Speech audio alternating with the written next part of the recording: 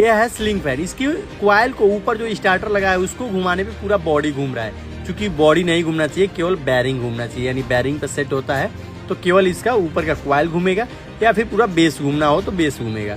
यहाँ पे सब घूम रहा है, यानी बैरिंग पूरी तरह से इसका खराब हो रखा है। तो एक बार हम बॉडी को ओपन कर लेते हैं और कॉइल को बाहर निकाल के उसका कंडीशन को भी हम फाइंड कर ले रहे हैं, कैसा है चेक कर लेते हैं। यहाँ पे निकल गया है, वायर को ऊपर उठा लेंगे, देखेंगे कॉइल की कंडीशन तो बिल्कुल रफ है, यानी ये वाइंडिंग करना पड़ेगा और इसके दोनों बैरिंग भी चेंज करना पड़ेगा। तो आपके वहाँ कितने पैसे लगेंगे इसको चेंज कराई